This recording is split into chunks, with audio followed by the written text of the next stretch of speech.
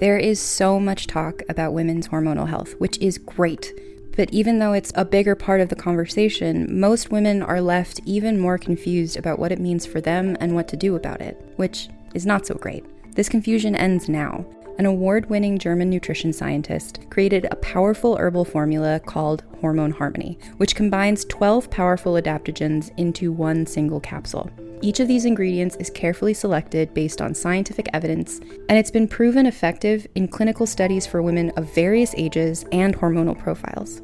And Happy Mammoth, the company that produces Hormone Harmony, is famous for its zero-compromise policy. No GMOs, artificial fillers or flavors, or any other junk. Only science-backed ingredients in amounts that are clinically proven. The company surveyed over 1,500 women to see how Hormone Harmony helped them, and the results are mind-blowing. 86% of women started losing weight, 77% say it improved their mood, and 100% said they're feeling like themselves again. Hormone Harmony has over 50,000 raving reviews from women all over the world, with 98% of them saying they'd gladly recommend it to their friends and family.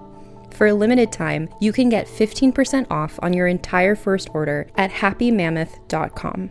Just use the code HAPPYME, HAPPYME, at checkout.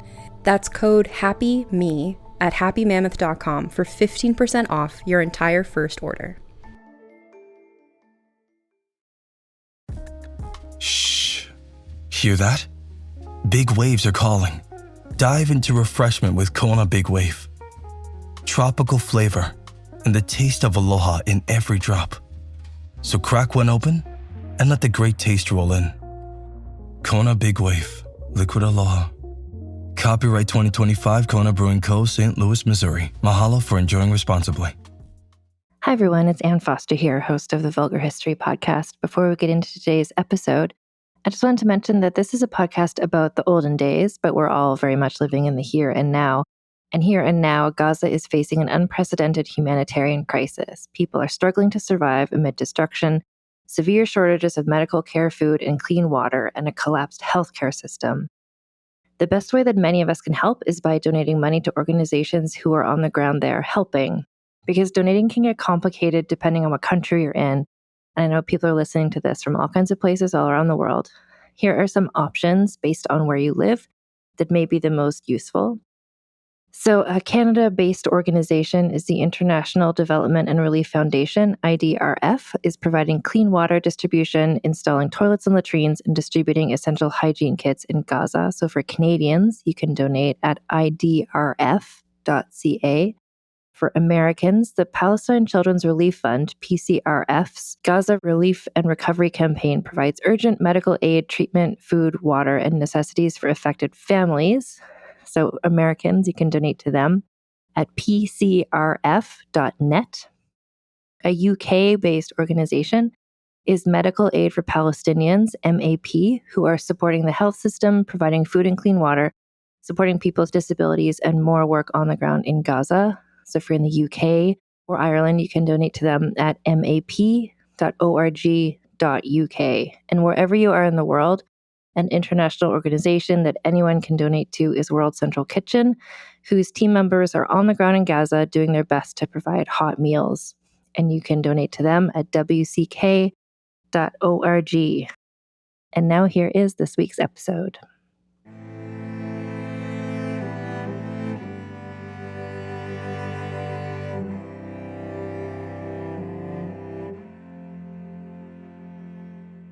Hello and welcome to Vulgar History, a feminist women's history comedy podcast. My name is Ann Foster, and this season we've been looking at various revolutions. We've been looking at the French Revolution, the American Revolution, Haitian Revolution, and in many of those discussions, we've talked about, especially the discussions about the Haitian Revolution, kind of how that was connected to things that happened later in American history, for instance, like the American Civil War.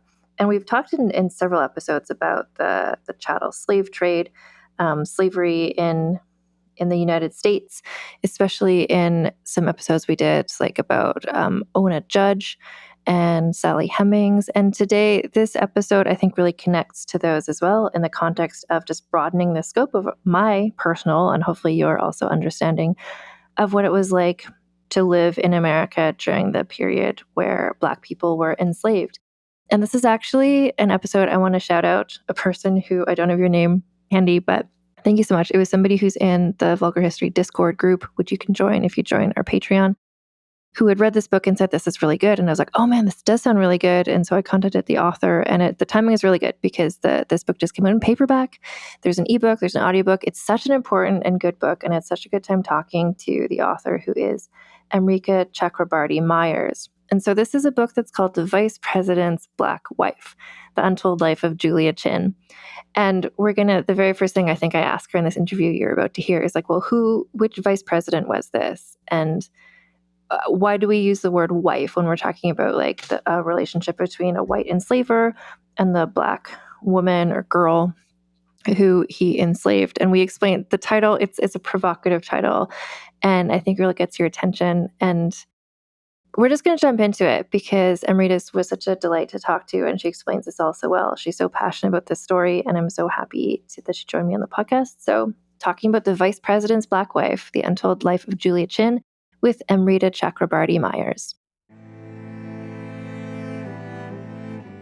So, I'm joined today by Amrita Chakrabarti Myers, author of The Vice President's Black Wife, The Untold Life of Julia Chinn. Welcome, Amrita. Thank you so much for having me, Anne. I'm super excited to be talking about this book with a fellow Canadian. Yay! Two Canadians talking about American history. You know, we bring an objectivity to it that I think some Americans find startling. This is what I've learned from the episodes I've done about American history. I've heard this from listeners who are like, wow, because when you just grow up being taught a certain thing, you don't question it necessarily. But when someone from the outside looks at it and I'm like, this doesn't make sense. And then when I learn it and I explain it to them, they're like, oh, I never thought about it that way. So actually, first, I just want to say, so before I read your book, I was just like, wow, which vice president's Black wife? And then I read about the vice president and I'm like, well, I've never heard of him, but I assume Americans have. And then in your book, I realized like, no, even Americans haven't heard of him. Who is the vice president in question? Just so people know. So the vice president in question is Richard Mentor Johnson. He was born and raised in Kentucky. And he grew up in a pretty privileged family, right? Landholders, enslavers.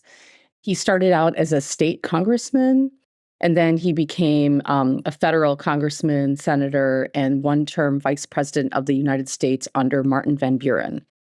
So his career spanned almost 5 decades, 45 years between mostly at the federal level, including that one term as VP. And the VP term ran from 1837 to 1841.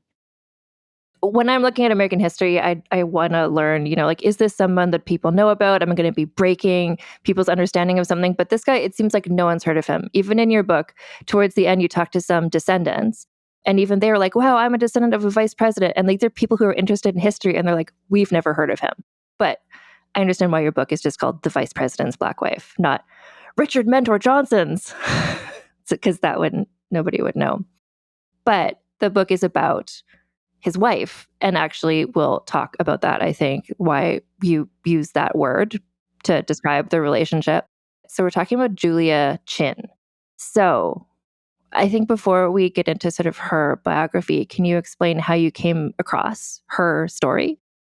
I actually call myself an accidental biographer. I talk about that in the introduction to the book because this really was the most happy of accidents. I was doing research to teach one of my undergraduate classes. I regularly teach a big lecture class on, U.S. history part 1, basically, right? From the era of contact down to the Civil War in one semester. So 500 years in 15 weeks. And I was reading a textbook and I came across a really small paragraph about this guy named Richard Johnson and how abolitionists hated him. And they used him in his life as an example of why we should abolish slavery, because they said that here was this man who had all this power. He was an enslaver, a politician, and he regularly sexually assaulted and had sexual relationships with the enslaved women that he owned.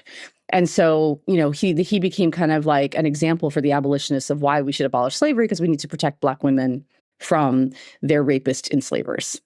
But then there was like this follow-up sentence Johnson had, at least three relationships with three different enslaved women, one of whom was named Julia Chinn, who he was with for almost 25 years and had two daughters with. And I thought to myself, hang on. What? Because in the US, people talk a lot about Thomas Jefferson and his long-term relationship with Sally Hemings, even though he never acknowledged Hemings, never acknowledged their children. It was sort of widely understood that they were together for decades until her death. They had many children together. This is the story that everyone talks about. But I was like, hang on, I'm a U.S. historian. I've been studying U.S. history for decades. I'd already by that point written one book. So I teach U.S. history all the time. How have I never heard, not just of Richard Johnson, but why have I never heard of Julia Chinn? Why have I never heard of this relationship? I mean, if it was quarter century, two kids, this sounds very Hemings-esque, right? Why have I never heard of this? And so I kind of thought I should, I was finishing that first book. I was putting it through the production process. And I thought, well, let me come back to this when I have more time to think about it. But it was really that small paragraph in that U.S. History Survey textbook that sort of led me to go, oh, there might be a there. I thought, well, maybe it'll be an article. Maybe it'll be nothing at all. I certainly didn't anticipate that it was going to be my second book project. And then about a year later, I was having a conversation with one of my colleagues, Christina Snyder, who is a specialist in Native American history. And she was starting a new project at that point on an Indigenous boarding school called Choctaw Academy. And she was really looking at Native boarding schools as a whole, but particularly focusing on that one. And in the course of our conversation, she mentioned that the boarding school was on the property of this Kentuckian who was a politician and a vice president. And I said, hang on. Is this the same guy? Because I was remembering, is this the same guy who also had all of these sexual relationships with Black women on his plantation? She's like, yeah. She said, but it was like way more complicated than that.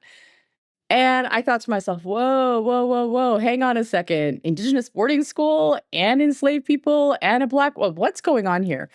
And so I just started doing some preliminary internet research and sort of was really surprised, but not surprised to find out that there had been very little work done, like really nothing done on Julia Chinn at all. But even on Johnson, there hadn't been a biography written on Johnson since 1932. And so I thought to myself, wow, this is like totally like, unexplored territory in a sense, right? For a historian. There's so many biographies of Abraham Lincoln.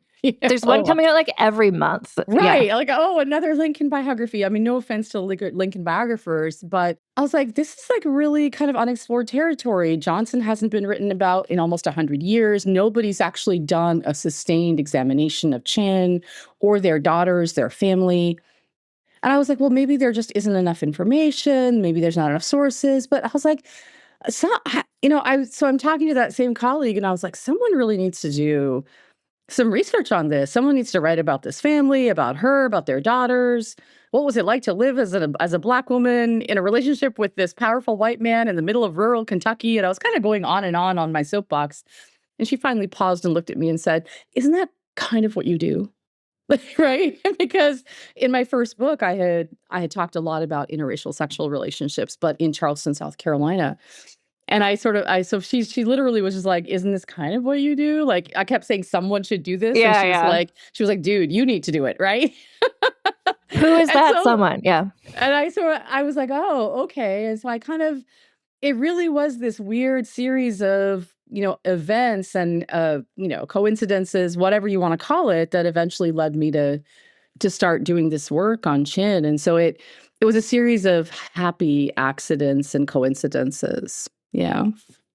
What I do want to sort of establish as well, because this is just something that's been on my mind recently since like a month or two ago, like when I saw the movie Sinners, for instance, Haley Steinfeld's character and Haley Steinfeld herself, who like is 1/8 Black. And like she's always presented, she has Filipino heritage as well. I think she's 1/8 Filipino as well.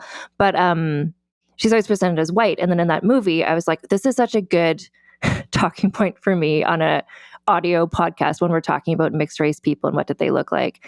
And like, we don't know what Julia Chinn looked like. Obviously, there's no portraits, there's no photography. But the fact that her children were able to live as white people basically like indicates how light skinned she must have been. So can you explain just from your research about like when we're talking about a Black woman, like, and she was a Black woman, but she might have looked to us today like a white person. It's just whatever the status was of your mother, like you become enslaved if your mother was enslaved. If your mother was Black, then you're Black also. So just to visualize this, can you explain that?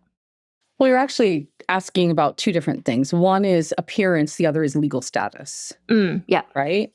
And so the legal status thing is in some ways a little bit easier to nail down because the way the law worked in the US was that it's partus sequitur ventrum is the Latin phraseology for this particular law.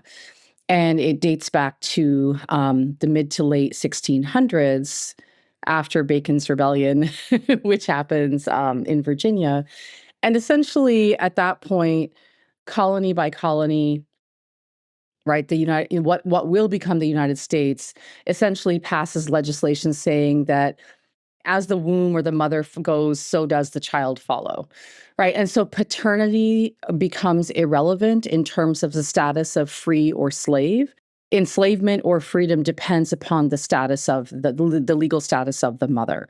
If your mother is enslaved, you are born enslaved. If your mother is free at the time of your birth, you are therefore born free. But at that point, of course, it doesn't say anything about race, but what begins to happen, of course, is that white women who had never been enslaved for life, but there were white women who had been indentured servants, right, that sort of thing. But we begin to see partus sequitur ventrum basically creates a very definitive, clear schism about, right, who gets to be enslaved, who gets to be free. And so it doesn't matter if you have a white father or if you have a free Black father, right? It depends on who your mother is, right? White women are not going to be enslaved. Black people will be increasingly, race is going to be created, right? Prior to this, there is no sort of conscious understanding of race, right? Whiteness is created as a result of and in opposition to Blackness, right? And vice versa, right? Prior to this, they're German, they're French, they're Irish, they're Dutch, they're English, they're Scottish. They're not white. There is no understanding of whiteness, right? It's ethnic and national cultural differentiations. But in order to create the system here where slavery follows the condition of the mother, you have to therefore create, right? Racial difference has to come into being. Right, so certain groups of women will never be enslaved. Well, who are those women? It's not about religion. It's not about ethnicity. It's about this idea of whiteness.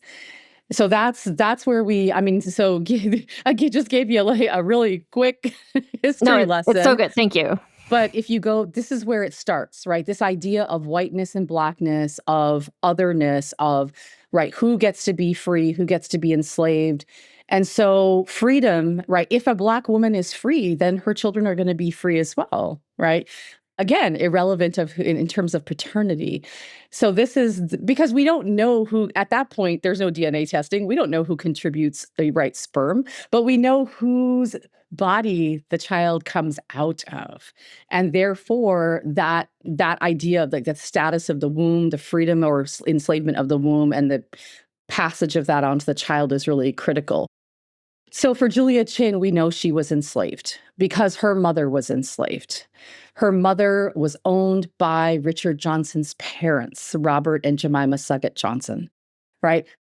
Because Henrietta was owned by the senior Johnsons, that means any children that Henrietta had were also going to be enslaved. So Julia is born enslaved. Her brother Daniel is born enslaved. There may be other siblings that we're unaware of, but in the records, the only ones that I'm able to discover, at least up until this point, has been Julia and her brother Daniel. So they are both born enslaved. They're born enslaved on the senior Johnson's plantation, right? They're owned by the same people who own their mother because she's enslaved, they're enslaved. Whoever owns her owns them. Unless they decide to free them, right? If they decided one day to free them or to sell them to someone else or bequeath them to somebody else, this is how it's going to go. And that's what happens. At some point, when Julia is around 13, give or take a year, she and her brother Daniel are bequeathed, passed on to Richard, who is one of the Johnsons, 10, 11, 12. They have a lot of kids. So he by this point is like, 30 years old. He's setting up his own farm, his own home, his own independence, just a couple of miles away from his parents. And in order to help their son get his plantation up off the ground and running, he needs laborers. So not only do his parents give him 2,000 acres of land, they also give him almost 100 enslaved laborers to help him because he needs carpenters and wheelwrights and masons and field hands and domestic staff, right? Plantations are businesses. So Julia and Daniel are transferred to Richard's legal ownership at that point, leaving their mother behind. Well, I just wanted to also just ask you about this because she's trained in domestic work from age 6 or something like that. So to me, it's like, so much of this is just like trying to imagine a world that I'm like, it's challenging to try and imagine what it's like. But to be like, okay, we're setting up this new homestead. We need a housekeeper. We need someone who's experienced. This 14-year-old like is bananas to me. But like she was trained and clearly she was thought to be capable of this job at this young age. Mm-hmm. And this kind of goes back to the question that you had about what she may or may not have looked like. We understand that she was definitely of African descent. How much is unclear, right? We don't have portraits. This is pre-photographic technology. But we do know from newspaper articles about her and about her daughters that they were definitely lighter skinned. And in her daughters in particular, people actually said that if you didn't know who they were, you would mistake them for white women. So it's very possible that the racial mixing in that family, like Sally Hemings's family, had probably been going on for generations, right? Julia and Daniel had the last name Chinn. There were white Chinn families in the area. In fact, Henry Clay, who was a very prominent Kentucky politician at that time, lived down the road. One of his law partners was a Chinn. So it's very possible, if not plausible, that a Chinn man had a relationship with Henrietta, at least, a sexual relationship of some kind. At least 2 children were produced because Julia and Daniel both carry that last name Chinn. It doesn't mean that that man acknowledged them, but they definitely wanted to make it clear that, they were making a public pronouncement by using that name. Right? They didn't carry the last name of Johnson or no last name at all. It was Chinn, right? Julia's last name was, so Julia's Chinn, Daniel is Chinn, but Julia's daughters with Richard will carry the last name Johnson, which is really interesting, right? But we understand that Henrietta most likely had an interracial, sexual relationship of some kind. Julia then goes on to also have an interracial sexual relationship with Richard Johnson. So now we're looking at women 2-3 generations down the line who are like to strangers appear to be phenotypically, right, appear to be white in terms of skin color, facial features, but they're still legally enslaved. Because again, it's not what you look like, it's again, lineage. As the mother goes, right, and the freedom of the mother, so too follows the status of the child. So Imogene and Adeline, Richard and Julia's 2 daughters, legally on paper are enslaved, regardless of what they look like or how they may be treated, right? That's their on paper. That's the legal status. But getting back to your question about like a 14-year-old running a 2,000-acre household, the reason I'm talking about this is it's really connected, right? Because women who were brought into the house, who were brought out of the fields and into the domestic service positions, particularly who rise to become housekeepers, right? Heads of the household. They're often lighter skinned. They're often more conventionally Eurocentric, right, in terms of their appearance. They're considered by white people to be more attractive, more intelligent, more appealing. I'm not saying that any of that is true. I'm saying that that's what Europeans looked at mixed-raced women and said, oh, they're smarter, they're more attractive, they'll look good around the house, right? They'll be able to manage things. And that's exactly what Richard's mother says, right? When he sets up his household, she's already been training Julia from the age of 6, she being Richard's mother, right? This is very common in large plantation households, is that the woman of the household, the mistress, the white woman in charge, will go down to the quarters And from young ages, 4, 5, 6, children will be put to work even part-time, who are like enslaved children, whether they're put to work in the gardens or running errands, right? But often what will happen is women will go down to the quarters and they'll say, these children, right, they look a certain way, they have a certain appearance, a certain bearing. I think like that's someone who I want to train to be, right, a domestic servant, right? Because, and again, it's all of those prejudices and stereotypes that walk into this. They go down to the quarters and they're like, they don't want young children who are phenotypically much darker skinned, who have particular kinds of features, particular kind of hair, right? They look for a certain kind of enslaved child who they then in their heads think will not only be smarter, but look good in their homes. And that's what happens to Julia, right? At the age of 6, she's taken out of her mother's house on the plantation, out of the slave quarters. Her brother remains in the quarters with his mother, but Julia is taken into the main house.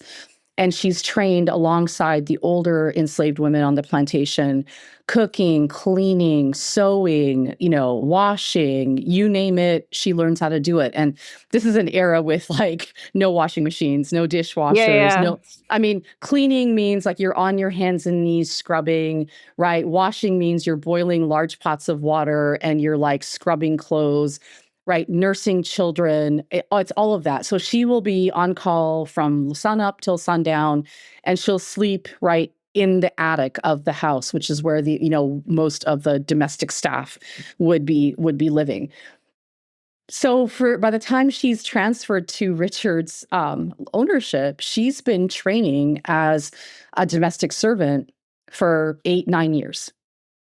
And again, it's Richard's mother who says, she comes to kind of help her son set up his house, right? He's got almost 100 enslaved laborers, but she says to him, you need someone to manage your household because you don't have a wife, right? But even if you did have a wife, your wife would still need, right, a manager. Like you have a manager for the fields, right? An overseer. You need a manager for the house staff, right? Your housekeeper. Right, because you can't run a 2,000-acre plantation business by yourself. You need managerial staff. And so you have to pick enslaved people who are trained enough and who you trust enough to put into these positions. She said, I've already picked out a housekeeper for you. She goes, she will be, you're going to have to find someone to run your fields, your barns, right, your grist mills, your sawmills, all of that. But in terms of your house staff, I got you. She goes, I've already picked out Henrietta's daughter. She looks good, right? She only weighs 90 pounds. She'll look good around the house. She's already well trained. And so you can see all those stereotypes coming into play in that conversation because his mother says to him, not only is Julia well trained, and she ought to know because she's trained her, right? But she's 90 pounds, will not grow up bulky and awkward, and will look good around the house. So all of that sort of history around this stereotyping of what, an enslaved domestic, servant should look like comes into play right there in that one conversation. And so it doesn't matter that she's 14. We think of 14-year-olds as children. But when you dial back to the 17 and 1800s, first of all, people lived much shorter lives, right? I mean, the death rate was pretty high. We didn't have vaccinations. We didn't have good maternity care, right? Mortality rates were super high because of things like malaria, dysentery, whooping cough, you name it. People didn't live that long. Women died all the time because of childbirth, right? But the mortality rate amongst enslaved laborers was even higher because of overwork, malnutrition, all of those kinds of things. And because, they were seen as laborers from the time they were born. Until they began working, they were a drain on the finances of the plantation because the plantation, again, was a business. So that's why enslaved children are put to work as young as 5 or 6 because they have to earn their keep. They're being fed, right, and housed, and so they have to earn their keep. So they start working part-time at a young age. So they're considered half hands as early as age 6. And by the time they're 13, 14, they're considered full hands or full-time workers. So Julia wouldn't have been considered a child. According to white people's standards, plantation owner standards, She was a 14-year-old enslaved Black girl. She was not a child. She was a full working hand. Was she going to work in the fields or was she going to work in the house? Well, she had been trained to work in the house. But she's being brought in not just to be a member of the domestic staff, but to run the domestic staff. That's the key here. She's going to be the housekeeper. This is a huge job, especially because there's no white wife, right? She's going to be in charge of everything, buying, selling, like overseeing, disciplining, you name it, signing contracts. I mean, she's going to do it all. She's going to basically take on the role of a white mistress, like in terms of like, so what gets purchased, what gets cooked, how do you take care of guests, taking care of the gardens, the barn, the farm animals, right, the orchards, all of that. Even before she becomes sexually involved with Richard and has 2 children, this is going to be her life. Organizing the huge parties that he throws, everything. And again, we're like, she's 14. This is a 2,000-acre plantation. And they would have said to you, they being Europeans, white people would have said, she's enslaved. And this is what she was trained for. And at 14, she's not a child. She's a full hand. It's just, I don't know. We talked about this just a bit before we started recording, but like there's part of like Julia's character and what she was like and what she was capable of. And it's like, this is a 14-year-old in this situation who was capable of this job. And she was specifically chosen partially for her looks, but partially because her mother knew that like this person is up to the job. So it's like who she is and what were her capabilities. And then there's also what is this life that she was born into that she had to live, and kind of like the precarious balance of those two. I think you outline really well in your book, just trying to see like who was she, what was she like, but then also how else could she have been if this is the life that she was born into. But there is something about her, and we see this as we go on and talk about her life, that she was not everybody in my current job would be capable of managing. I work for the public library. It's like not everybody could manage a small public library. Not everybody could manage a huge planet. She could. So part of that is like, yes, her training, but part of that would be just her innate capabilities, I think. And that comes through what she's able to accomplish later in her life, I think. Yeah, she's she's really amazing, but it shows you like what happens when, like, I think that most children, if you took them and started giving them a particular kind of education, whatever that education is, the age of 5 or 6, they're going to develop like a whole lot of different skills and talents, right? And she is, I mean, she's obviously very skilled. Like she's not just, it's hard to explain how important a housekeeper is like in this day and age, because they really are managers. So she's literate, right? She knows how to read and write, which is pretty important because most enslaved people at this time and point don't know how to read and write because they're forbidden from learning how, right? Frederick Douglass once famously said that an educated slave is a bad slave. Because if you're educated, you're going to ask questions, you're going to want more, you're going to be, challenging things that aren't right. So she knows how to read and write. She's also financially literate. She knows how to do math, right? So she's not just directing the other enslaved staff, right? She knows how to weave and sew and knit. She knows how to engage in contract negotiations. She can buy and sell because she knows math, right? She can read and write. And so this is a woman who is able to actually do like all of the work, right, that upper level management would be expected to do, because she's been given the opportunity to, obtain a certain kind of education, right? Not just how to wash clothes or wash floors or sew clothing or, or cook or any of these other things, all of which she can do, but she can read, she can write, she can do math, and she's also given medical training. And apparently, and this is, I mean, most frontier women, and Kentucky at that point was the frontier, right? It was still a territory when the Johnsons came out from Virginia to help settle it. Most frontier women had a certain modicum of like medical knowledge because you don't have doctors and hospitals, right, on the frontier. And so you have to know how to do a lot of this stuff yourself and for your kids and your family. But she develops enough medical skill that her husband, Richard, will later say that, right, that she's actually as good as one half of the trained physicians in the area, right? Richard doesn't hire a doctor to look after the people at Blue Spring Farm, which is the name of their plantation, or Choctaw Academy, the Native American boarding school I mentioned earlier. He doesn't hire a white physician to look after the school or the farm until after Julia dies, because she's that good, right? I mean, she in decades of that Indigenous boarding school being open, she only lost like one student until there was like a massive like cholera outbreak, right? And the cholera outbreak was beyond anyone's capabilities. It didn't matter if they were white, black, enslaved, or free. It was killing everybody, and nobody knew how to stop it because people didn't understand how cholera worked back in the day. But, she was that good, right? That she was able to like minister to the healthcare needs of the enslaved people, white family members, teachers of the academy, and the academy's students. So yeah, she's pretty amazing. I love that, like, in your book, you really explain, the book is talking about her life and her story and how it came about, but you're also explaining how you came to these conclusions, what are the documents you're looking at. So, like, you're finding things people are saying about her where it's like they have no reason to misrepresent. Well, they do in some of the things they say about her. But Yeah. that Richard in his letter is saying, like, I didn't need to hire a doctor. It's like, yeah, like that is true for sure. So we've got her. She's 14 years old. She's the housekeeper of this house. And then quite quickly, she becomes pregnant with his child as a teenager.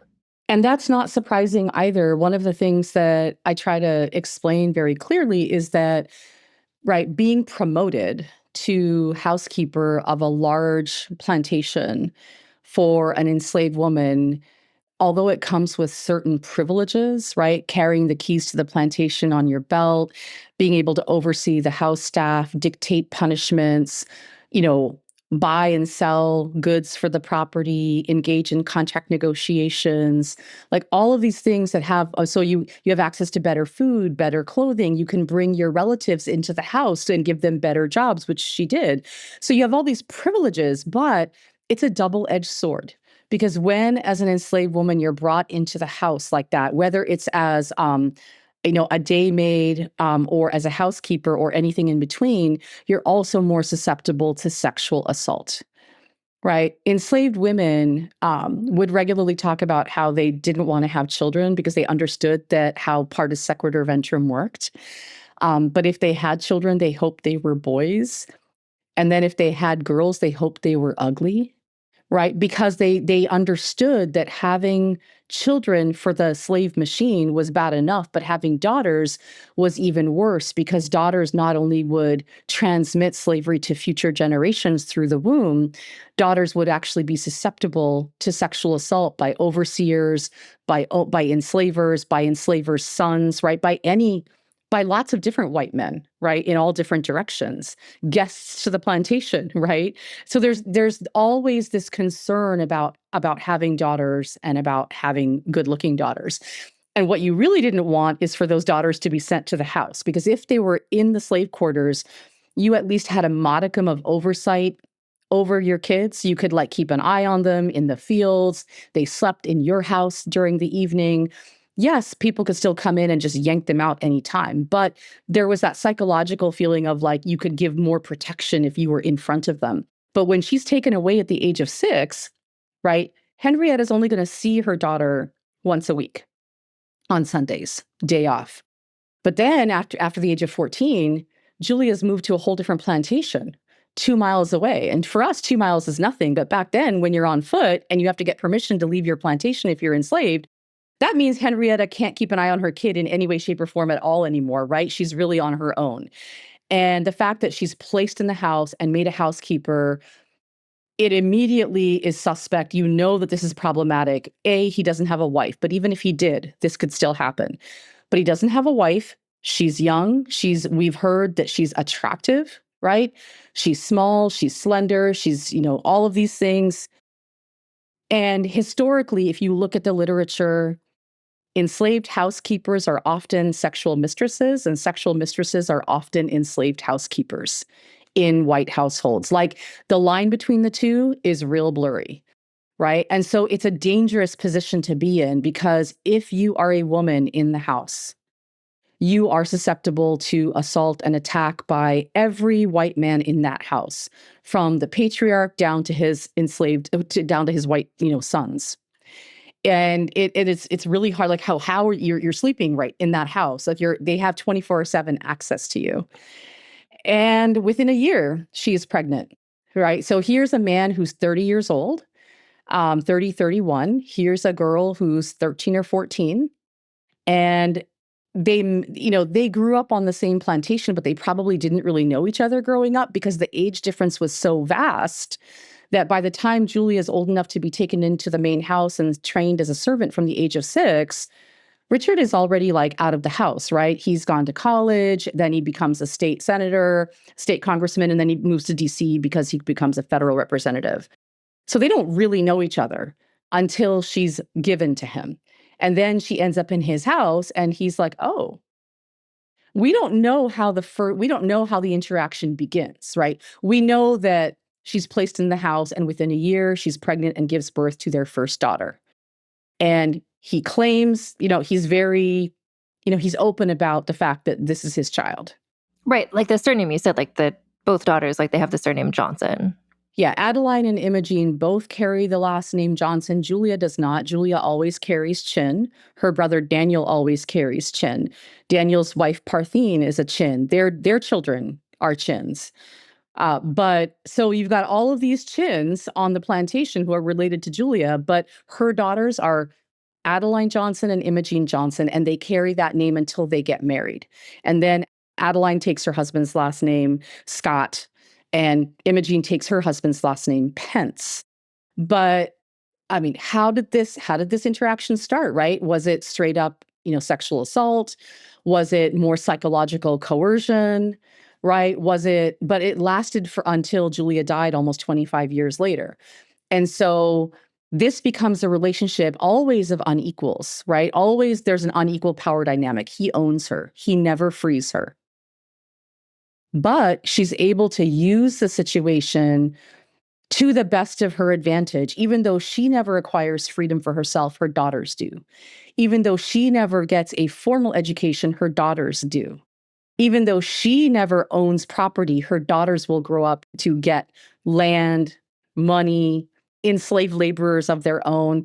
So all of the power and privileges that she never had for herself, she's able to, she was never legally married. Her daughters will have legal marriages, right? All of these kinds of things that she's unable to acquire for herself, she's able to use the minimum of privileges that she has as the housekeeper and mistress and pseudo-wife of this powerful, wealthy white male plantation owner and politician to navigate a better socioeconomic status for her brother, sister-in-law, nieces, nephews, and her daughters. Well, that reminds me of in the story of Sally Hemings, where I think you mentioned this in your book as well, but when she is with Thomas Jefferson pregnant in Paris and she's considering maybe staying in Paris or is she going to go back with him, like she and he come to an agreement where he says, any children we have together, I will free when they turn 21. So like, again, Sally Hemings is like, okay, like this is happening and I'm going to, like, I will use the situation for the betterment of my children. And now for a quick advertising break. Feeling better in your body shouldn't be a full-time job, but sometimes it can feel like it is. That's why Hers makes it easier to get started and stick with it, backed by expert-guided online care that puts your weight loss goals first. This isn't cookie-cutter care that forgets you in the waiting room. It's your health and goals put first, with real medical providers making sure you get what you need to get results, all from the comfort of your couch. Hers is transforming women's healthcare by providing access to affordable weight loss treatment plans. They connect you with a medical provider who will work with you to determine the best treatment option for you. Whether you want to lose weight, grow thicker, fuller hair, or find relief for anxiety, Hers has you covered. Visit forhers.com/vulgar to get a personalized, affordable plan that gets you. That's forhers.com/vulgar. forhers.com/vulgar. Weight Loss by Hers is not available everywhere. Compounded products are not approved or reviewed for safety, effectiveness, or quality by the FDA. Prescription required. See website for full details, important safety information, and restrictions. Actual price depends on product and plan purchased. This episode is brought to you by Progressive Insurance. Do you ever think about switching insurance companies just to see if you could save some cash? Well, Progressive makes it easy. Just drop in some details about yourself and see if you're eligible to save money when you bundle your home and auto policies. The process only takes minutes, and it could mean hundreds more in your pocket. Visit progressive.com after this episode to see if you could save. Progressive Casualty Insurance Company and Affiliates. Potential savings will vary, not available in all states.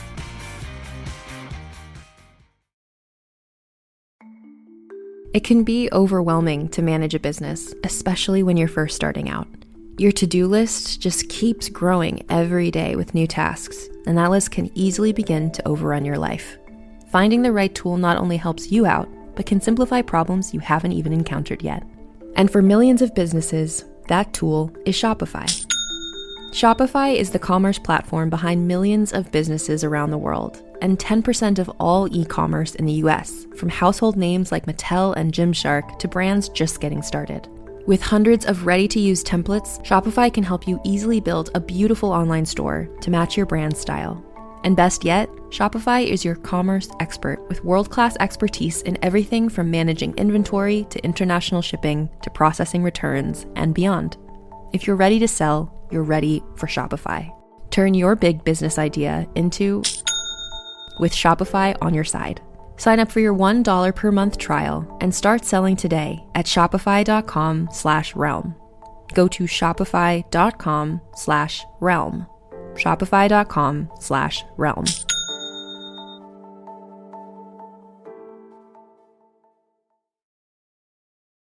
This episode is brought to you by Nordstrom. Summer's almost out and fall's calling. Luckily, Nordstrom has everything you need for the season ahead, all under $100. Discover new arrivals from your favorite brands like Mango, Princess Polly, Wave, Free People, BDG, and more. Whether you're planning a last-minute getaway, heading back to class, or refreshing your office looks, you'll find the latest trends and beauty must-haves without breaking your budget. It's easy, too, with free shipping, free returns, and in-store order pickup. Shop today, in stores, and at Nordstrom.com. And we're back. And so Julia Chinn, a similar sort of situation, but potentially not the identical conversation, because can we talk about the wife situation? Why the book is the vice president's wife, their marriage or lack thereof? Well, this is something that everybody asks me, and I'm really glad they do. And it's something that I do talk about in the book right up front. I've had people really be upset with the fact that I use that word. Like, why are you calling her his wife? Right? And I said, well, I think that we have to sort of step back and sort of think to ourselves, well, what does wife mean? Does one only get to be called a wife if one has a piece of paper? Right? Is wife about a legal status, or is wife about social responsibility? And so what I mean by that is Richard Johnson never legally marries a white woman. He never legally marries anybody. The only woman in his life until her death that functions as a wife is Julia Chinn. And what I mean by functioning as a wife is she runs his household like a wife. She, runs his businesses like a wife. She has access to his lines of credit and bank accounts like a wife. She buys and sells, engages in contracts like a wife. She disciplines the enslaved laborers on the plantation like a wife. She has sex with him like a wife, and she gives birth to and raises his 2 children like a wife, right? Wifehood, up until very recently, and some people would say still today, is very much about labor, right? It's about the kinds of labor that you perform inside a particular relationship, with or without the legal status. That whole idea of legal status, wedding paper, marriage certificate, et cetera, that's actually a pretty recent phenomenon when we think broadly across human history. And so she's doing all the work of a wife, number one. Number two, Richard actually calls her his wife, refers to her as his wife in his private letters and correspondence. Number three, his friends refer to her as his wife, even if they are not happy about it, right?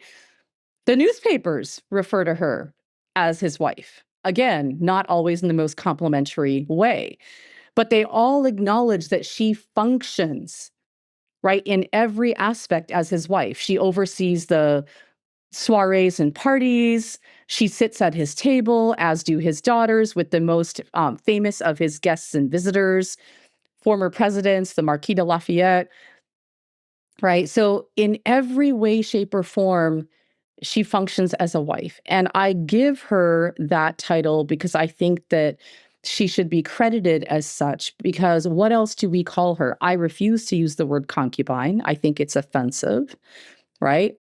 And I don't think mistress actually qualifies either, because he doesn't have a wife, right? She's not the second woman. She's not simply a sexual mistress who he sees occasionally. She is running his whole life. He lives in Washington, D.C. for 6 months out of every year because of his job as a full-time politician. So who's running his house, his businesses, taking care of his home, right, taking care of his finances, the indigenous boarding school? Who's running everything when he's gone? It's her. Right? She's not the headmaster of the academy, but she works with the headmaster of the academy to make sure that all the children, all the boys who come to this school have food, clothing, medicine. Like she does all of that. So in addition to running the plantation and the house and the finances, she's also helping to run and oversee Choctaw Academy. So to me, I call her wife because I believe that she deserves, right, the respect of that title because of the enormous amount of work and labor that she did 24/7, 365 alongside 100 enslaved laborers. Without all of those enslaved laborers, including her, Blue Spring Farm would have ceased to function. Choctaw Academy would have ceased to function. Richard is only able to be gone for 6 months every year because he knows that he has someone in charge running everything for him. And that someone is Julia Chinn. That's why I call her a wife. And then what also was controversial, scandalous at the time, and part of where like the word mistress or concubine wouldn't be appropriate, is the fact that he openly was in this relationship with her. And that's what was startling to a lot of people. Can you explain the difference between how he presented Julia with how other people might have had an enslaved Black mistress? Sure. So we can talk about Jefferson and Hemings, right? Jefferson, for all the conversations that he may or may not have had with Sally in France, for all the privileges that Hemings may or may not have had at Monticello, the plantation in Virginia, for, even though the children were set free in different various ways at the age of 21, Jefferson never acknowledged Hemings. He never acknowledged their relationship. He never acknowledged his paternity of their children. Hemings did not run his household. She did not oversee his parties. She did not, right. She was not she was not sitting at the dining table when his famous friends came to visit, right? It was never an open relationship. It was an open secret in the sense that people talked about it and gossiped about it, but he did not come home to Monticello and she was not there living in that house running everything. He had a separate set of apartments created for her with hidden passageways, which they've just recently excavated at Monticello. But if everything was done behind closed doors, to the world, he was a bachelor, right? Wink, wink, nudge, nudge, but he never admitted, ever. There was nothing to suggest it on paper or sort of in terms of his own behavior. Henry Clay, the politician I mentioned earlier, very famous Kentucky politician, considered to be the author of the Compromise of 1820 and the Compromise of 1850, which saved the Union twice, right? At both times, the country almost ends up in civil war, and it's Henry Clay who drafts the measures that pulls the country back from war both those times. Clay and Johnson are literally grow up next door to each other. Their plantations are not far from each other. They have many friends in common. They serve in Congress together. Clay has a white wife. Clay has white children. Clay also, like many white enslaved men, has enslaved Black mistresses. So like many enslavers, he has enslaved Black mistresses in the quarters. So he has a white wife and family out front and a Black family in the quarters. And he will go to the quarters and he will engage in sexual relations with these women. And he will even have children with them. But they are hidden, right? They are, right, they are quote unquote, like it's immoral, it's illegal, it's hidden, it's not open. His wife, Henry Clay's wife, catches him, right, in the act with this enslaved woman in the quarters, right? She follows him. She suspects that he's up to no good. She follows him to the quarters and she catches him in the act, basically. And all hell breaks loose on the Clay farm. So to keep the peace, to make sure that his wife is happy, Clay sells that Black woman and their biracial children together downriver to Louisiana, right? Out of sight, out of mind, get rid of the evidence, keep his wife happy because she's his wife. She's the mistress of the plantation. Because back then, mistress literally, it was like master and mistress, right? As opposed to sexual mistress. So his white wife was not just his wife, she was the mistress of the plantation. And to keep her happy, that's what Clay did. Consider how different. So there's Jefferson, who's a widower, right? Who takes up with Hemings but never acknowledges her publicly. And then there's Clay, who's a married man who takes up with a Black woman, but also never acknowledges her publicly and then sells her and their children, right? And then there's Johnson. Johnson never marries a white woman. He's with Julia until her death. They have 2 daughters together, and he's pretty open about it, right? They live together. He helps to raise those 2 daughters. He helps to educate them. When they grow up, he arranges good marriages for them with local white men. After they're married, he transfers huge amounts of property to both the daughters, especially real estate, right? That's how you were wealthy back in the day. It's not about cash. It's about land and laborers. He transfers acreage. He transfers large amounts of real estate, large numbers of enslaved laborers, as well as cash and furniture and all kinds of other things to both of his daughters when they get married, when they come of age. So he's doing it all out in the open. He's going down to the county courthouse and he's doing deeds of notarized deeds of transfers of property, right? His daughters are getting married openly, by ministers of the gospel. There's no, he's not hiding anything. He's not hiding anything. And so this very openness, it's a double-edged sword, right? I want to be really careful to understand that we talk, there are some people who are like, oh, he was in love with her. This is like a Harlequin romance. I'm like, it is not this is not a romance. This is not a romance. He was always her enslaver. She was always enslaved. He never freed her. Do I think he loved his daughters? I do think he loved his daughters because love translates into action. So when you look at, right, you might have emotional attachment to somebody, but love translates into action. So the fact that he educates his daughters, arranges good marriages for them, transfers property to them, also makes sure to transfer property to his grandchildren.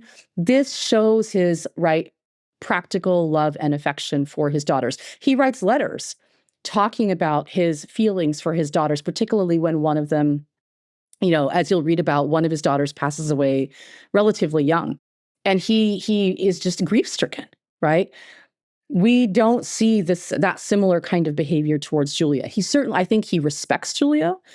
He respects her abilities. He respects how those abilities translate into him having a certain amount of freedom, right? And a certain kind of life. But he doesn't free her. He doesn't give her property. He doesn't legalize their marriage, right? He doesn't do any of those things. And he could have. And he didn't. At the end of the day, people are like, well, why do you think he didn't? I'm like, that was the last remaining hold he had over her, right? If he set her free, she could have left him. So if this is really love, why would you fear setting them free? The only reason you would fear setting them free is because you fear that they're going to walk out on you, right? Because deep down inside, you're like, I don't think she really does care about me. I don't think she's here because she likes me. She's here because she's forced to be here. Because otherwise I'd set her free and she'd stay. I think he was worried that she would not stay, that she would leave if she had the opportunity. And that's why he never did set her free. There was always that last remnant of control. Like, I can sell you. I can take your children away from you, right? I could beat you. I could kill you. I mean, there's all kinds of things. Like, did he do any of those things? No, but he's always maintained that level of oversight and coercion. And that's where it's such a complex, weird, I'm going to say fucked up situation where because because like reading the book, I'm just like, how do I feel about this? And it's like, it's so complicated because it's like he would go with Julia to church. Like he would host dinner parties and his daughters were there and they're so well educated and they're so well dressed. And he proudly would be like, these are my daughters. And like everyone's sitting at a table together. And I'm like, and everyone like in Kentucky was just like, this is fucked up. Like, what is this guy doing? So it's like he was doing this stuff where it's kind of like, he's like, well, if I just act like this is normal, it'll become normal. But it's like, this was not normal at the time. Like Julia and the daughters were not able to get this level of, I'm going to say respect, but just sort of acceptance, I guess is a better word, anywhere other than on this farm. Like you have some examples in your book where like they couldn't, like, it's this weird situation. He is not a hero. He is not a good guy. Like Julia is in this, and as the book goes on, you see like, he has had and does have further sexual relationships with other enslaved women, always young, always lighter skinned, where it's just like, oh, this guy sucks. This guy is a piece of shit. There's a power dynamic that has just become so clear when you see like every woman, right, 18 years old or younger, every woman light skinned, he has a type. And there's always that element of mastery and dominance, right? Because he's their owner. He never has parallel relationships. He never has relationships with people who, because I mean, of course, even white women had less power back in the day legally, but he never pursues a woman who would be his social equal in any kind of way. Yeah, because and the way that you write the book, like everybody should read the book because there's so much nuance and you have so many examples of things. But at first, like you're sitting with Julia and what's her experience and stuff, and then later on you kind of explain. And here's what else I learned about Richard, and you learn about the previous relationships and the future relationships. And it's like no matter how old he gets, he's always choosing an enslaved light-skinned woman who's a teenager. Like he's getting older, but he's always choosing that same. And it reminds me. I mean, again, like the similar story that I keep thinking of is like Thomas Jefferson and Sally Hemings, where it's like Sally Hemings was the young teenage half-sister of his dead wife who he loved. So it's like there's this weird incestual thing. And then we find out later with Richard, like some of the partners he's choosing are seemingly also like nieces or nephews or just like it's kind of like, okay, these are people who kind of all probably look the same because they're kind of related to each other. And so it's all fucked up. It's all weird. I don't want anyone to come away from listening to this podcast thinking like, wow, he was like an early, like civil rights champion. It's like, no, no. Julia was incredible. And she ran this farm. Like one of the reasons you were saying like, if you freed her, she might leave. And it's like, yeah. And then everything's going to fall apart because she's single-handedly running everything so capably, so well. Like, this is where I want to What happens to your hotel, your bar, your taverns, your grist mills, your sawmills, your crops, your home? Everything. The academy that you're making money off of from all the tuition. I mean, it all goes down the toilet if you don't have her in charge. Well, and that's what you see when she dies. Like suddenly he has to hire a bunch of people to do a bunch of different jobs because she was doing everything unpaid because she was enslaved. Exactly. He has to hire a doctor. He has to hire an overseer. He has to be present more often. He keeps having to take leaves of absence from DC to come home and oversee this. Like basically everything is falling apart after she passes away. Yeah. Right? And this is where I want to highlight. Yeah. She was such an impressive person. She was in this shitty situation, and how good she was at doing everything. And I know that a lot of people, like I actually had somebody like who I know really well read the book manuscript before it was published, in order to give me feedback. I circulated amongst some friends, who are academics to get feedback. And one of them said to me, like, I really didn't like anybody in this book. And I sort of looked at them and my jaw dropped and they said, no, like, don't get me wrong. It's a really good book and we need this book. And I'm glad you wrote this book, but I don't like anybody in this book. Because like none of them are likable characters. Like, Richard is an enslaver. His daughters, grow up to be enslavers and they pass. Julia like is, she's complicit, right? She oversees enslaved people. She disciplines and punishes enslaved people. She's not running an underground railroad station out of her backyard, right? She's not Harriet Tubman. Like she's not a heroine, right? She's a survivor. And that's the problem, is that survivors engage in behaviors that we don't like, right? It's uncomfortable. If someone is a martyr, right, a victim, we can get like righteously indignant about what was done to them. If someone is a heroine, we can be like super proud of like what they've engaged in. But what do we do with people who survive, right? We can understand that they are brought into a situation of victimization, and they have two choices, right? Or they have certain choices, and they choose to survive. So they stay, they survive. But in staying to survive, they engage in all kinds of actions that we find morally reprehensible.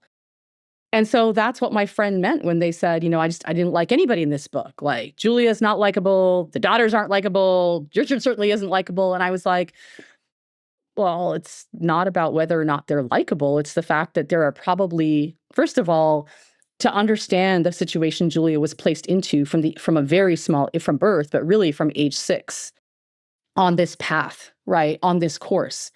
So she could have risen up and resisted, and she could have been killed, right, or just sold. Or her children could be taken away from her. Her children could have been taken away from her, right? So she had to look at every single angle of the situation that she was in as a 14-year-old, taken away from her mother. And she was like, Black children were from the beginning were socialized by their parents to understand the precarity of their situation, to understand how tenuous every day of their life was, that any day they could wake up and they could be sold, their parents could be sold, their spouses could be sold, their children could be taken away from them, they could be beaten. Like, every step had to be thought with, like, there had to be great calculation in how they chose to live. Right. And so Julia's like, okay, well, I could resist and I could die, or I could be sold, or my children could be taken away from me, or I could work within the very narrow confines of the life that the hand I've been dealt, and see if I can somehow make it better. If not for myself, then for my descendants. And so, yeah, we don't like survivors because we like to think that we would never engage in such behavior. We don't know what we would have done if we were in her position. Mm-hmm. That's ludicrous for us to say that if we were born in 1790s Kentucky and we were enslaved, that we don't know what we would have done. We simply don't. Well, and we see later on in your book, and we don't need to get into details, like people can read the book to get all this stuff, but we do see later on an example of, after Julia's died, another young enslaved woman that Richard takes up with, and she tries to leave, and how relentless and ruthless he is in bringing her back. Like, this is like, and so we see like, oh, why didn't Julia try to escape? It's like, well, this woman did, and look what happened to her. Like, Richard is like not a chill guy. Like, this is not, yeah. Because at the end of the day, he's very clear that every human being and everything on that plantation is his property and belongs to him, and he can do with it as he wants. And that includes sending, a mob, right, a paid mob, after his, current sexual partner in order to like forcibly arrest her and bring her back to the plantation. So this is the man that Julia's been with for 25 years. She knows who he is. She knows who he is better than anybody. So, by the time this happens, she's dead. But it's like, when you ask, well, why didn't she run away? Well, we see what he did when someone tried that. She knew that. She knew who the father of her children was, right? And so she was like, it's like people who say today, like with domestic violence, right, victims, like, why didn't she just leave? It's like, really? Because when women finally make the decision to leave, that's when their likelihood of being murdered, like, quadruples, right? Because when they've made that decision and they try to leave, that's when the most harm comes to them and those they love. So it is a terrible situation to be trapped in, right? And so there's differences with domestic violence, obviously, but it's in terms of the larger parameters of feeling helpless or powerless, or knowing what kind of violence could be meted out against you and those you love if you try to escape, right? So I can't judge the way people behaved, right? The way someone like Julia behaved 200 years ago, because I mean, I just try to look, I'm a historian, right? The same reason that this is not a Harlequin romance, right? All right, that it's not that story. I'm a historian. I look at the sources, the ones that are available, and I try to like do my very best to like paint as clear a picture as we can of the very complicated, very difficult, messy, right, situation that enslaved women found themselves in. And Julia would not have been unusual in the sense that there were tens of thousands of women all over this country who had very similar experiences. We don't know their stories because often the stories have been suppressed, the sources don't exist or have been destroyed. One of the reasons that we were able to recreate Julia's story is because her sexual partner is famous, right? He's a politician, he's a senator, he's a vice president. So there's more information that exists on him than the regular average Joe Smith. And because there's more information on him, we're able to get more information on her and their daughters. And so it's important that we, I think, understand what her life was like, because slavery was not the same for everybody. It's slavery, yes, but people's daily lives look different depending on what state they were living in, whether it was urban slavery or rural slavery, right? What position they had in the household structure. And so it's important to understand the range of experiences that enslaved women would have experienced.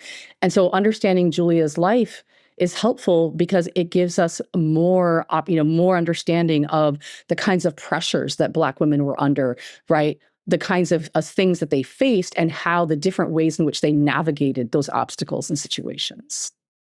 And what I find it so interesting. So like just in my American Revolution episodes, like we talked about Sally Hemings, we talked about Ona Judge, and even just between those two stories, you see differences in situations.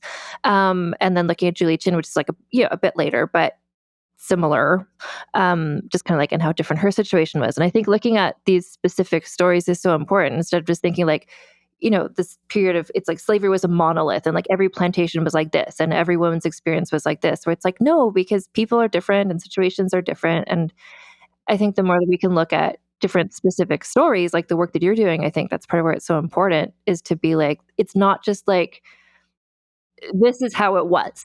It's not just this, it's Gone with the Wind, watch that, there you go. It's this is there's so much nuance and there's so much fucked upness and all these weird gray areas. Yeah. Yeah. I mean, it's nuance is the great word. That is the best word.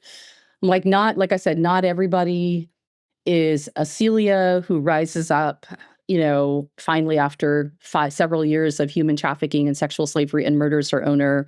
Not everybody is a Harriet Tubman who runs away.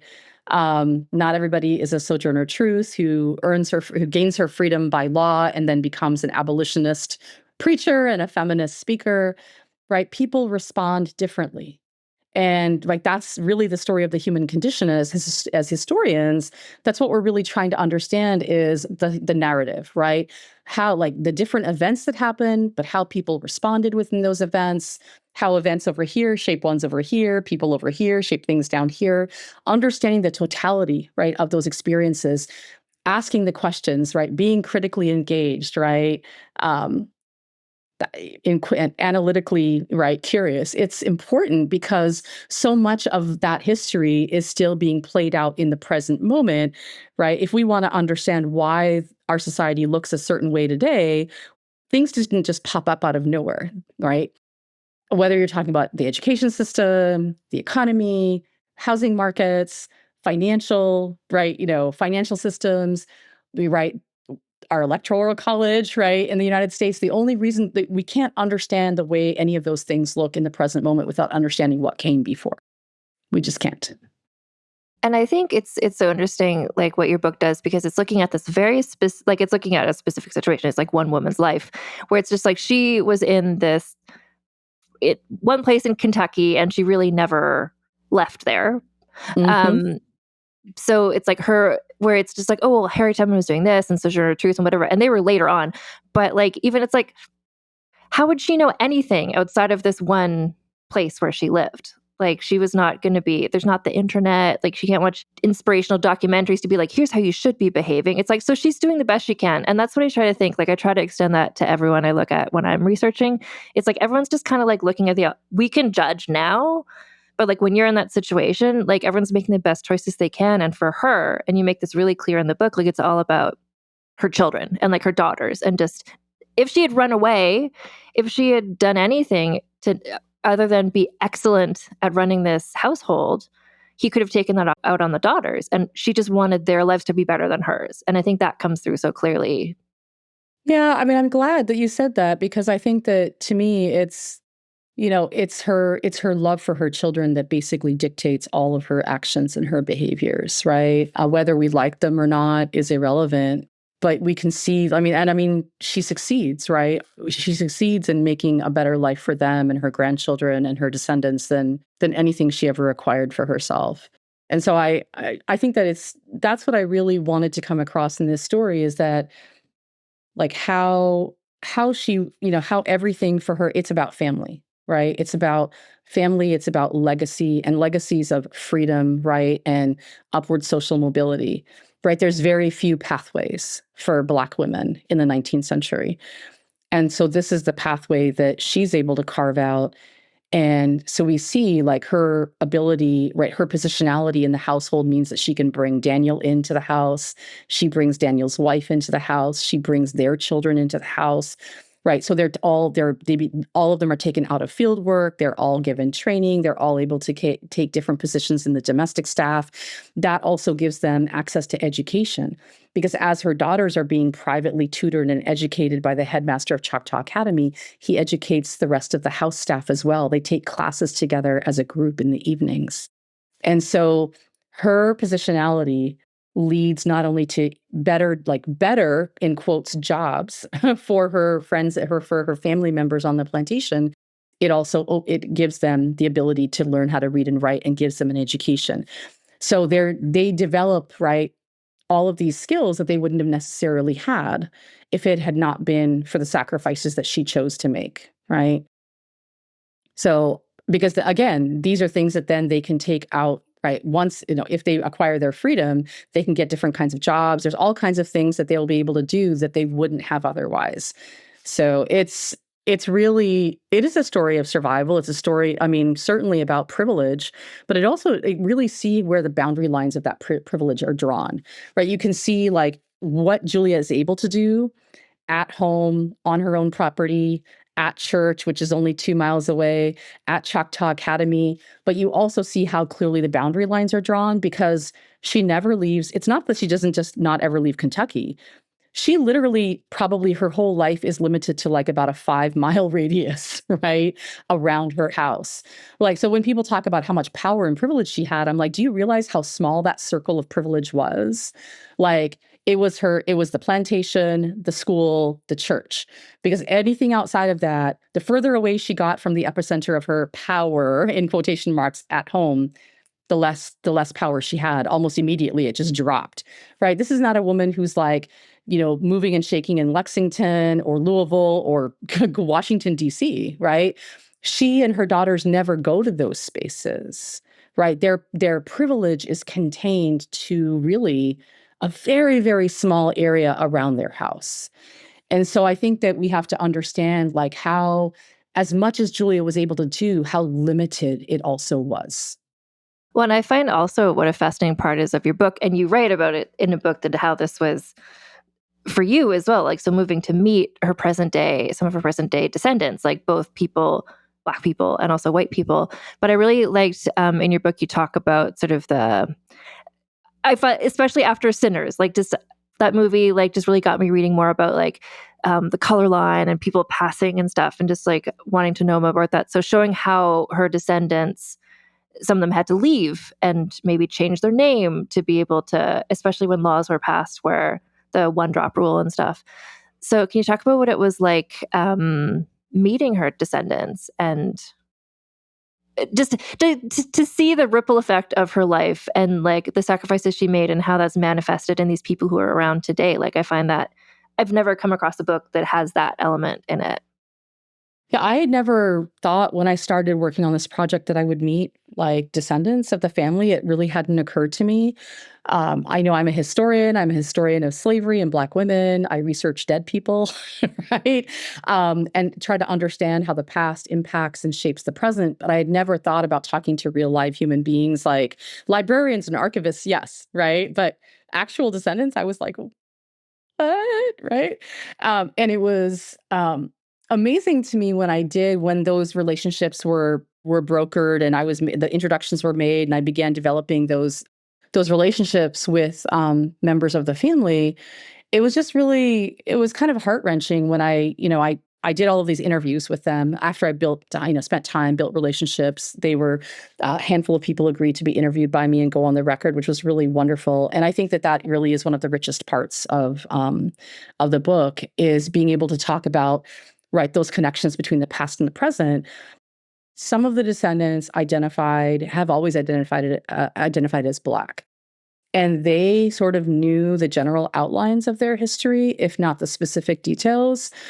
It was still something that people didn't necessarily want to talk about because it was like having to acknowledge not only slavery, but sexual assault and rape and all of these things that Black families obviously didn't want to talk about because they're painful and uncomfortable. But what was also, right, really important and kind of like heart-wrenching for me was when I met the descendants of the family who have always identified as white, right, and have been white for multiple generations, who had no idea growing up that their lineage traced back to Richard Mentor Johnson and an enslaved Black woman. They had no idea that they had any Black heritage in their family at all. They just thought that their family was like white and had been white like for generations. And it wasn't until they were fully grown people, like married with children of their own, like 40s, 50s, 60s, that they're uncovering the truth about their lineage, that they're descended from not only a vice president, but from his enslaved Black wife. And, because at some point in the late 19th, early 20th century, we don't know exactly when, but folks cross the color line. And they don't just cross the color line sort of like externally, but, in terms of like legal documentation, right? Census records, things like that. They actually they stop telling their children and grandchildren the truth about their heritage. And that knowledge is literally lost. And some people do it by moving away. Some people move to other states. They move to even just across the river to Ohio, and they move just far enough away that they can quietly, right, stop telling their kids and grandkids like the truth of who they are. But there are other people who continue to live right in the area, in Lexington, in Georgetown, in this area, and they just stop talking about it, right? They just stop telling their kids, they stop telling their grandkids. And history can be lost very quickly. That's the thing. It can be erased, twisted, warped, changed, and lost within a generation. And that's what's so dangerous, right? About not exploring, not telling the whole truth, because it only takes one generation for the knowledge to be lost, and then it can take centuries for it to be recovered. And so it's the late 20th century before these folks begin to actually uncover who they are. Like literally boxes in attics. Yeah. Boxes in attics, ancestry.com, all kinds of like things that kind of come together. And so that's why I thought it was really important to really get their stories in order for us to understand the depth of erasure, right? The depth of anti-Blackness in this country, right? The depth of violence against Black people, that it's so severe, right? The anti-Blackness is so all-encompassing that you have members of the family at a certain point who say it's Jim Crow, it's segregation, there's so much violence, right? There's lynchings, right? The Klan is running, the show. There's no protection for us anywhere. So the best thing that we can do is to cross the color line and change, like some of them, like you said, change their names, move to other states, and hide who they are for the rest of their lives, because the alternative is, right, acknowledging your Blackness, and then potentially like losing everything you have, losing your medical license, losing your home, losing the ability to send your kids to certain schools, losing the right to vote if you're a man. You lose all of these opportunities because of Jim Crow segregation, because of the color line. And that's the choice that a lot of people made. I mean, again, it's like, is it a comfortable choice? Is it a choice that we can rejoice about? But no, but you have to look at what was it that forced them to make that choice in the first place. If Black people had equal access, right, to schools and to the voting booth and to educational opportunities, to housing, right, to everything, right, then there would have been no need for them to lie and to hide and to cross the color line and to engage in this act of extreme familial historical erasure. But if we can understand that Julia felt like these were the few choices she had and none of them were very good, some of these people to them, they were like, well, we have few choices. Now, not everybody could engage in this choice. You had to be phenotypically white enough to pass, right? So some branches of the family are never going to be phenotypically white enough to pass, and they don't. Others are, and they do. And they do, because they're like, well, the alternative could be death. And so it's really rather heartbreaking. Yeah. Well, and again, I just trying to extend grace to people who are making for them what is the best decision for them to survive and to keep on going. This is part of what I find so fascinating about this book and about the story is like we started this conversation talking about like the legal status of Black and or white versus like what people look like. And then when you get into some of these descendants who like phenotypically like they can cross the color line because of what they look like, even though but legally they're Black. It's just like, well, then what is race? Like, what are we even doing? Like, if it's so complicated. It really is a social construction, right? Like, that's not just like, academic. When we say race is socially constructed, it literally is. We go back to the very beginning of our conversation when I'm talking about whiteness is constructed in opposition to Blackness, that it really comes about as, post Bacon's Rebellion, as the colonies are thinking about committing themselves more exclusively to slavery, and then it becomes racially based, chattel slavery through the womb of the mother. All of these things create Blackness and also create whiteness, right? But then you have to keep those lines separate. You have to keep the boxes really rigid. And the thing is that they just never really are. People are always having sex, whether consensually or not. Free Black people are being born because they have white mothers, right? Black women will become free and then give birth to Black children. And even within the confines of slavery, you have mixed race children being born. How do you treat them? Is it just about skin color? Is it something else? It's messy. It's messy from the beginning. There was no way to not have it be messy. And so all of these attempts legally to segregate, to delineate, to define, to separate never fully worked, right? And so the whole logic of race is illogical, right? Because it's created, it's about power, it's about hierarchy, right? It's about social structure.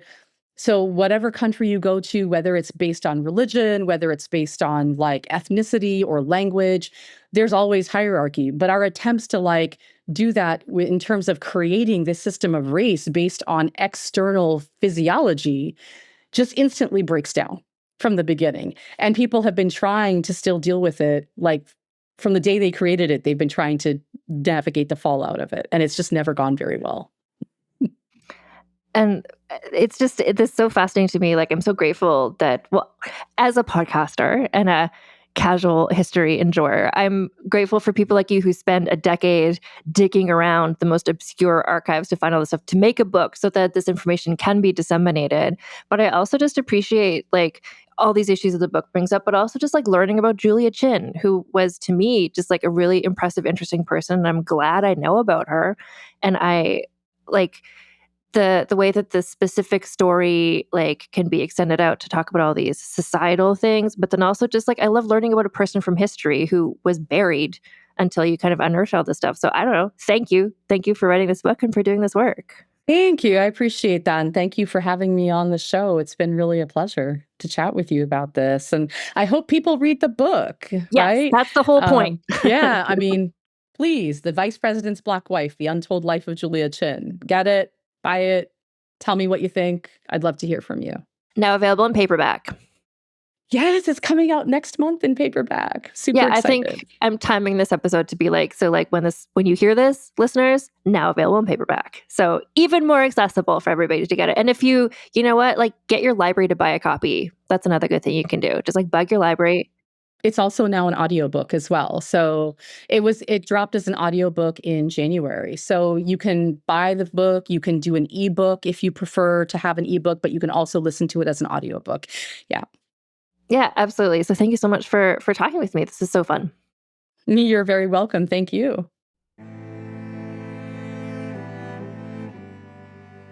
So I cannot recommend this book enough. It's so well written. Like it's just a good book to read, but also the history is so interesting. And Amrita has got obviously such a passion for telling the story. And the book, it's mostly about, the life of Julia Chinn, but you also get Amrita in the book explaining kind of how she researched this, what it was like for her to talk to the descendants. It's such an important and good book, and you can get it in hardcover, paperback, ebook, audiobook. It's available in all the places. There's a link here in the show notes so you can buy it using my bookshop link, but like wherever you get your books from, get it from the library. Like honestly, just read this book. It's so, so, so good. And next week on the podcast, we're going to march towards actually talking about Marie Antoinette. It's closer. Well, we're getting closer every week, I guess, to talking about actually Marie Antoinette.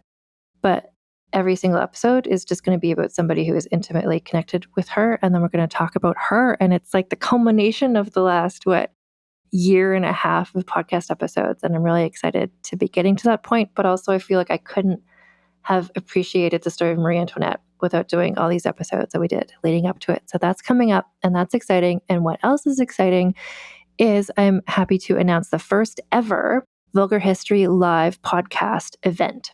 So I'm going to be doing a live podcast recording in Halifax, Nova Scotia, my hometown. I'm going to be visiting there, and I was able to connect with the owner of the Trident Booksellers and Cafe, which is a place that I actually used to work for a while when I was in my 20s.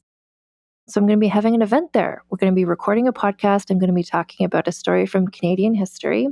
So this is going to be on Wednesday, September 3rd at 7 p.m., Halifax, Nova Scotia at the Trident Cafe. Put that in your schedule app or whatever if you're in that area. But don't worry, I'm going to be talking about this a lot relentlessly in the next weeks coming up to it. I'm so excited.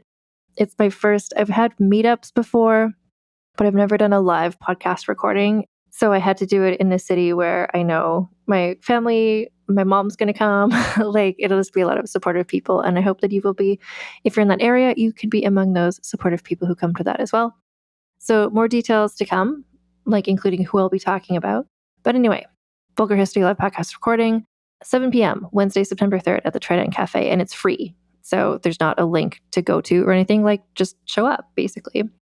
And also, one of the reasons I wanted to do that podcast recording is, because I'll be there and it'll be fun.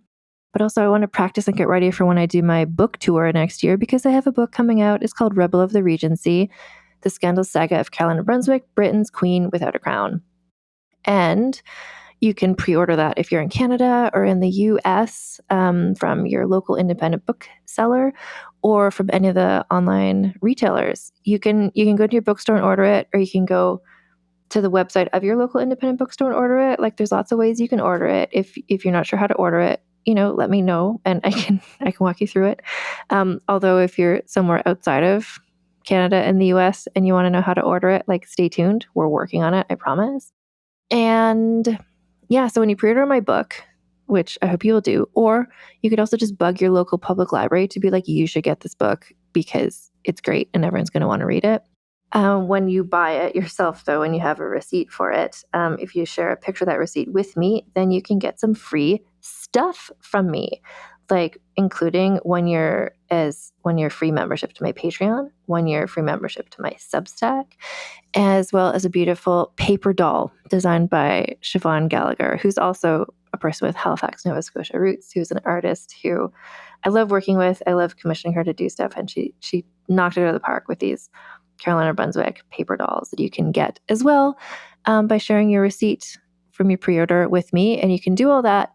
You can find links to buy the book. You can share your pre-order receipt at rebeloftheregency.com. All of the links are there.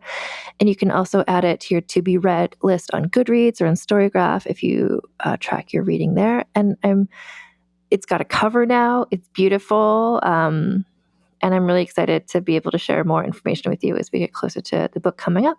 And yeah, next week, Marie Antoinette.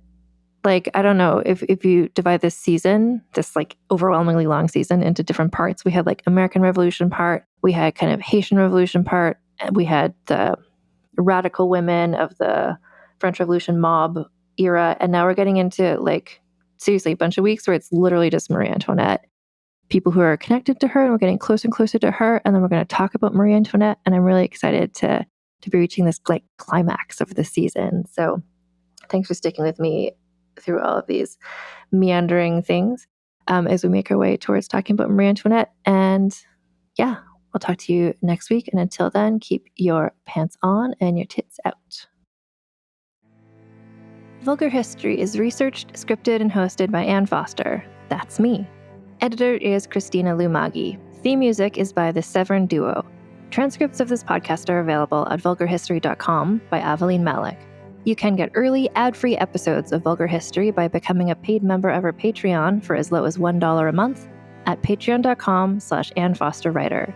Vulgar History merchandise is available at vulgarhistory.com/store for Americans, and for everyone else at vulgarhistory.redbubble.com. Follow us on social media at Vulgar History Pod, and get in touch with me via email at vulgarhistorypod@gmail.com. Mom, Dad, you should shop Amazon for back to school and save some money. See, I'm currently obsessed with superheroes and need all the superhero stuff. Superhero lunchbox, superhero backpack. But next year, it'll be something else. Maybe dinosaurs? I don't know. I'm not a fortune teller. But I can tell you not to spend a fortune and shop low prices for school on Amazon. Okay, good chat. Amazon. Spend less, smile more. Does music really have the power to heal? How can you instantly be more persuasive? What would the world be like if there were no bugs? These are the kind of topics we explore in every episode of my podcast called Something You Should Know. My name is Mike Carruthers, and what we do on Something You Should Know is we find leading experts and curate topics that will impact your life, satisfy your curiosity, or simply fascinate you, maybe all of the above. Out of all the millions of podcasts in the universe, Something You Should Know is usually ranked in the top 200 of all podcasts on Apple. A lot of people like Something You Should Know, and I'm willing to bet you will too. We deliver 3 episodes a week and have a catalog of over 1,000 shows for you to listen to. Give a listen to Something You Should Know, wherever you get your podcasts. It's ticklish business any way you look at it. Come on, we'll stick together. Love movies? Love classic movies? So do we. Ticklish Business is the podcast where classic film is discussed in modern times. Hosted by me, film journalist Kristen Lopez, and my co-host, author Emily Edwards, we dive into the golden age of cinema with fun, heart, and serious expertise. As published film historians and lifelong classic movie buffs, we bring insider insights, deep research, and lively debates with a variety of special guests, ranging from celebrities like Holly Madison to TCM luminaries Dave Karger and Eddie Muller, and even family members of old Hollywood legends. Subscribe now to Ticklish Business on your favorite podcast app, and let's talk about old Hollywood today.